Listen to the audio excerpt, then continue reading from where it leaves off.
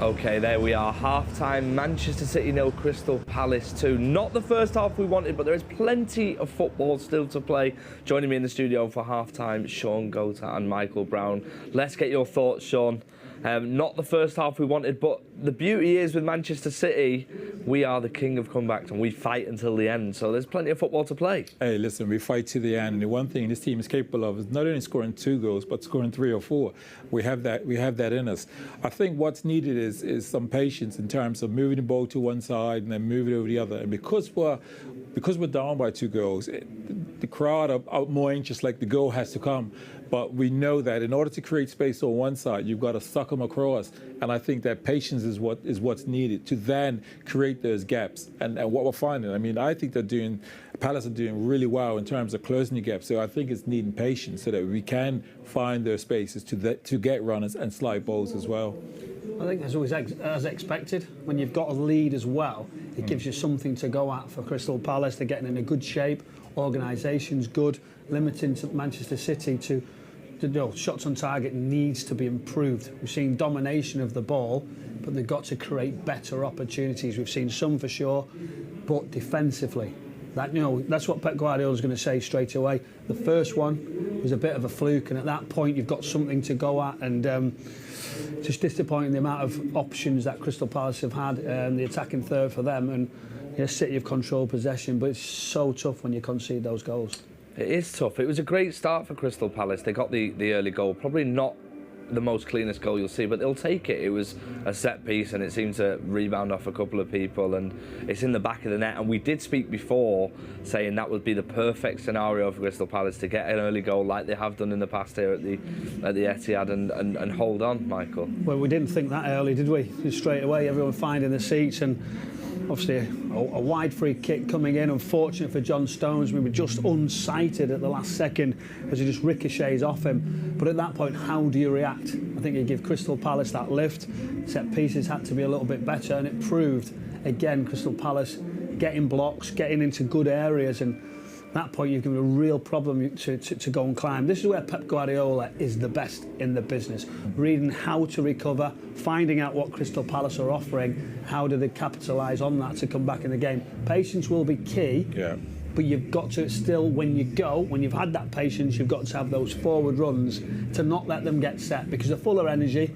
They're realising there's something to fight for. I mean, they can't believe it at this moment in time. Well, you're absolutely right. You talk about forward runs, and the reason why we need forward runs from midfielders is so that it can disturb that defence. That defence get disturbed. What happens is if a runner goes, the fullbacks tend to come in narrow, and then we could then find balls out wide. That means Mahrez is now running in, receiving a ball, running at the fullback as opposed to receiving it, and the fullback coming out to him, which puts the fullback in more, he's in more control. So I think having runners to disturb defence, and then we can get balls to the wide players where they're running in, and then we can find interplay from their situations. I think the beauty of our style of play is that we are almost guaranteed to create more chances in the second half. Palace have defended brilliantly in the first half, but surely they might tire, and then gaps will hopefully open up. But of course, as the game goes on and they've got more and more to hold on to, that's the danger, didn't we? We've seen that last year, when obviously you're going pushing, trying to actually get into those areas and do it a little bit quicker or a little bit more open. That's when you get counted. So it's having that balance. The role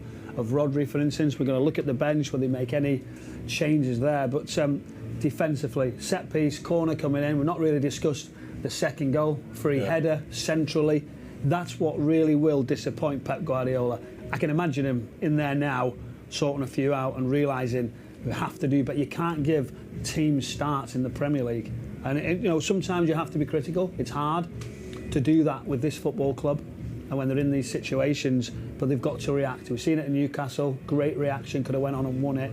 Now they've got to do it all over again because of the chances that they conceded. Well, you're right. We haven't discussed the second goal, but I also think a discussion point that I think Pep will be looking at is Haaland, because we seem to be looking for him for the pass, for him to score.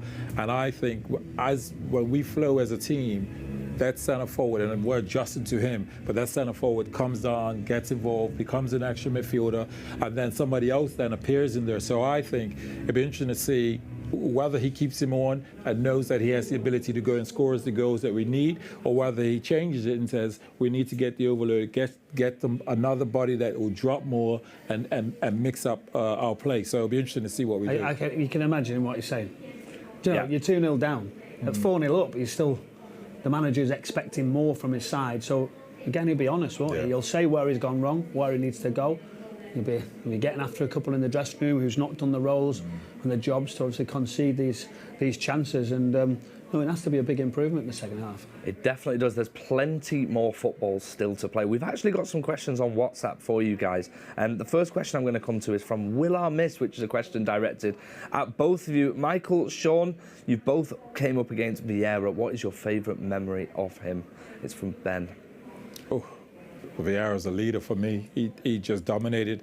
He took games by the scruff of the neck, not only through his aggression as a player, but it's just quality. His quality as a player. I also had when he was at the academy to be around him a little bit and watching him observe him going through his learning as a manager was really good to see as well. But his leadership.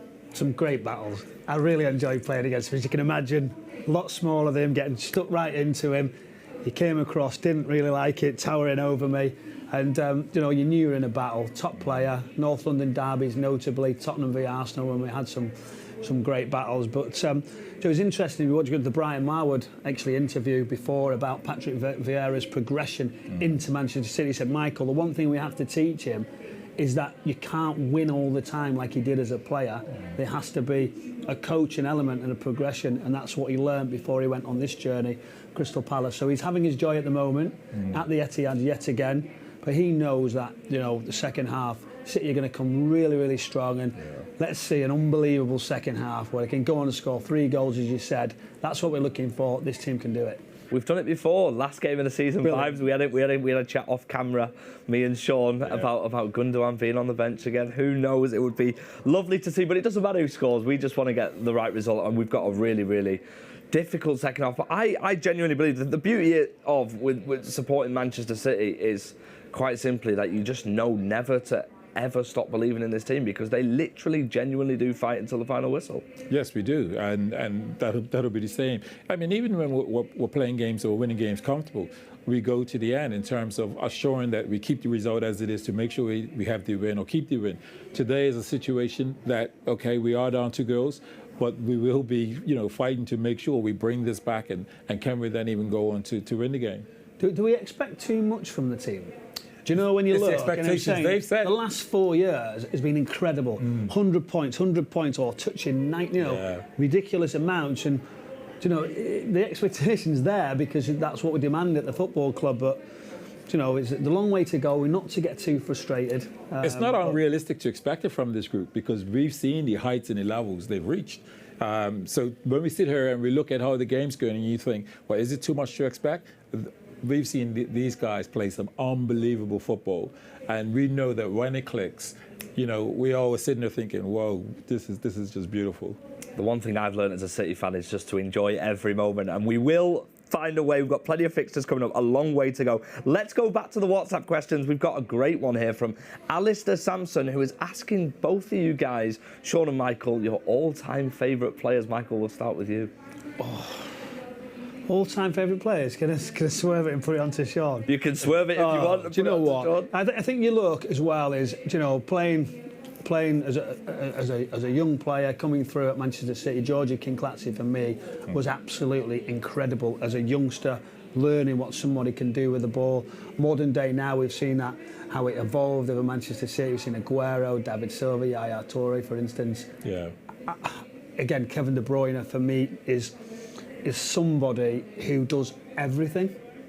So that's what I like, how he can get back, he can create, he can, score a goal. So I'd say modern day today in this group, if that's what they're asking, then I would say Kevin De Bruyne. I don't think you can say all 11, because it's half time. You've got to be slightly careful. He's just not Shaun Goater. He's picked 7 players, didn't he? And Shaun Goater, obviously, playing with Shaun Goater, obviously. No, that was the answer I was expecting. Yeah, you're his favourite player. Well, you know, Bruyne was mine as well. Bruyne went around and he got stuck in. And you're both my favourite players, so we got something great going on. Yeah. Shaun, over to you then. So who was one of your all-time favourite players? Who are the ones that you looked up to?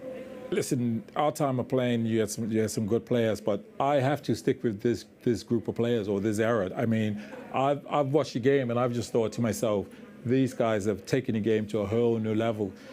And so, if I have to be pushed to one, I'm going to say Kevin De Bruyne, Foden, Mahrez, Rodri. The whole 11.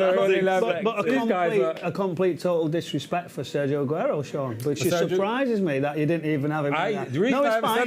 They've got statues outside. That's just a given. He didn't actually have time to finish either. Yeah, so it might be that one as well, Michael. But yeah, absolutely, yeah. I mean, for me, I love them all, and anyone in Sky Blue is my favourite as well. A reminder to you guys, you can download the Man City app to gain access to City Plus and exclusive live commentary. Don't forget to, going into the second half, we've got a couple of minutes now before I think the players are back in the tunnel, etc. Let's get some form of visionary prediction, something that's going to come true. Do you think we can turn this round? Yes, we can. And you know, I mean, we were talking off air, and you were saying Gundo. I think Gundo, what he does really well is not only keep the ball, but he does make those penetrating runs. And I think we have those penetrating runs not to receive it, sometimes just to pull the fullback in more. Which then do you think he needs to make those changes? Or I still feel there's enough on the pitch, you know. Oh no, not to make changes now, but I'm thinking 15, we'll soon 20 see if he's going to into. change right into the start of this second half. Yeah. Alvarez, will he be one looking to come on as well? So we'll see. Big point there, Alvarez. I think he's a player that can be a centre forward, but can come in and give us the actual numbers in midfield. So that'll be an interesting one. It will be an interesting one. We've got a really important half behind us. One thing's for certain, we're all behind the Blues. We've done it before, so who's to say we can't do it again? Let's go back to our co-commentary team. Go back to our commentary team at pitch side and enjoy the second half.